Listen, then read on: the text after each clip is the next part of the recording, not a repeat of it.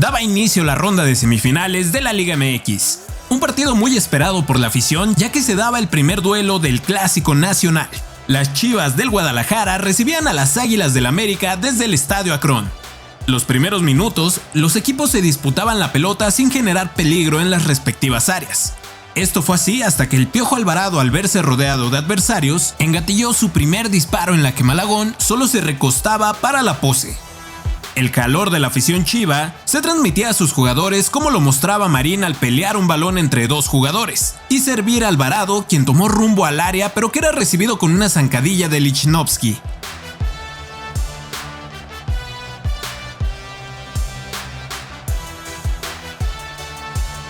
Después, en un tiro de esquina, el balón llegó hasta Víctor Guzmán,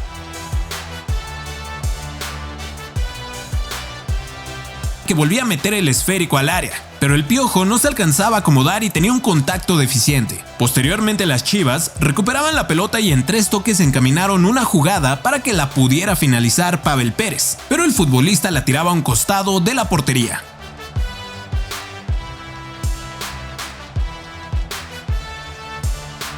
Minutos más tarde, el Tala Rangel despejó la pelota, pero pronto se convertiría en un contragolpe, en donde Ricardo Marín corría con un poco de suerte al quedarse con la redonda, aunque la misma le quedaba retrasada y Malagón salía a robarle su oportunidad.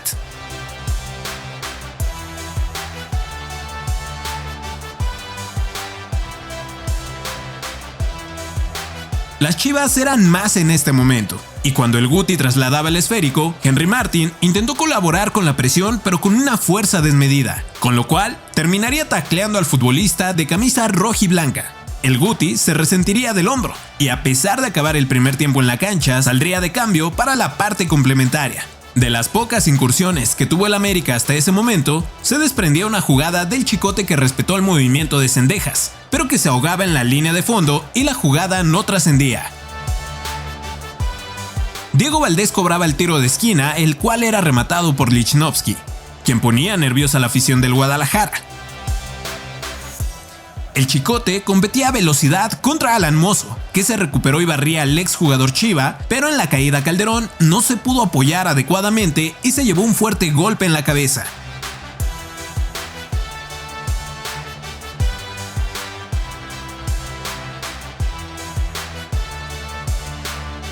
Por fortuna, el Chicote continuaba sin problemas en el campo.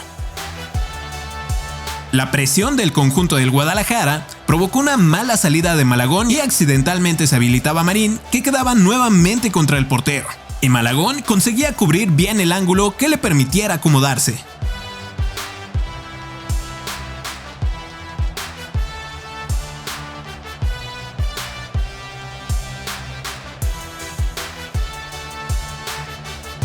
El equipo del rebaño trataba de intimidar en los primeros minutos del segundo tiempo. En un tiro de esquina en donde la pelota pasaba de un lado a otro, a más de uno hizo apretar los dientes.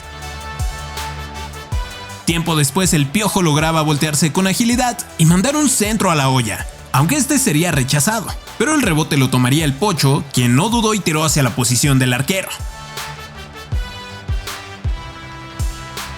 A pesar de que las Chivas volvían a controlar las acciones en el campo, generaban poco peligro en la portería americanista.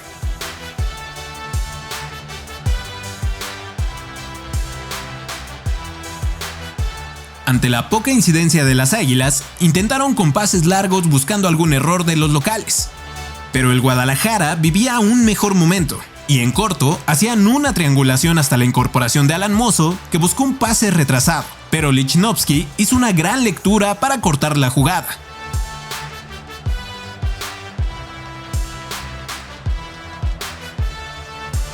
Alvarado quiso aprovechar la velocidad del vaquero Codwell, pero el futbolista se ofuscaba una vez que pisaba el área. Quien le daba pauta y ritmo al juego era el Piojo Alvarado, quien iniciaba la jugada en medio campo, y él mismo la terminaría con un escopetazo con poco ángulo.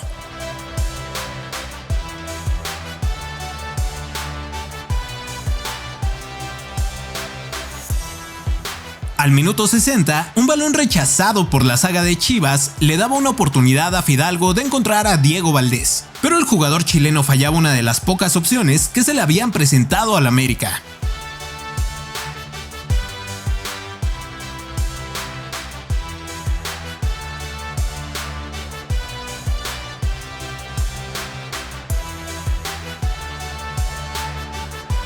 Por la banda derecha, Mozo se mostraba eléctrico y dejaba un par de jugadores para infiltrarse al área, pero el pase final sería rechazada por el Chicote.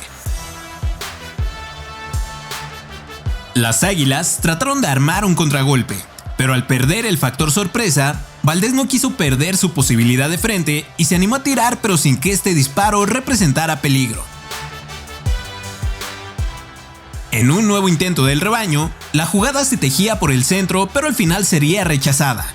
Ante esta situación, el Oso González llegó de atrás para recuperarla, pero su intensidad se extralimitó y cometió una fuerte falta en contra de Brian Rodríguez, y González solo sería amonestado.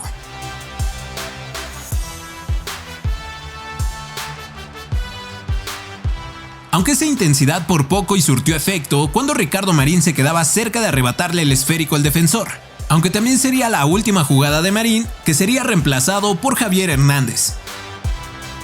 El América buscó con una jugada por el costado izquierdo, la cual dejaría solo a González, que alcanzó a disparar, pero el tal Arrangel apagaba el incendio.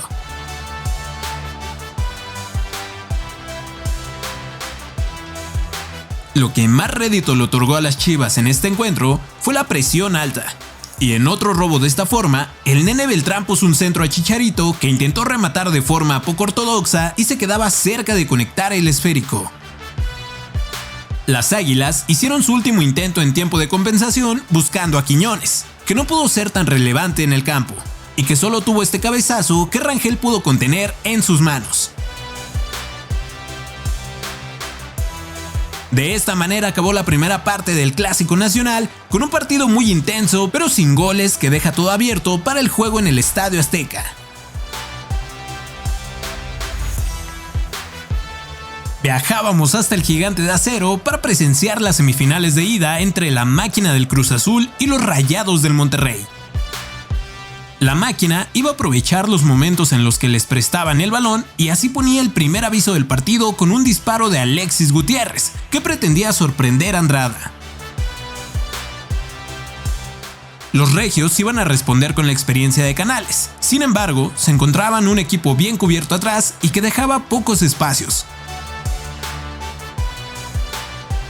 Con un trazo largo, Rotondi servía el esférico a Huescas y se armaba una jugada de primer toque que acababa por un costado de la portería. Los azules eran dueños del partido, y esta vez era Rivero quien limpia la zona y deja en gran posición a Faravelli, pero que tampoco era capaz de superar a la sabandija.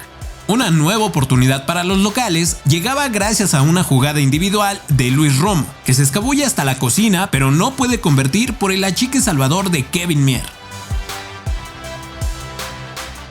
Antuna salía de dos jugadores para que Faravelli encontrara a Alexis Gutiérrez a la espera de la llegada de Rotondi, que prendió el esférico de primera y convertía el primer tanto. La chueca, pero le pega al fondo.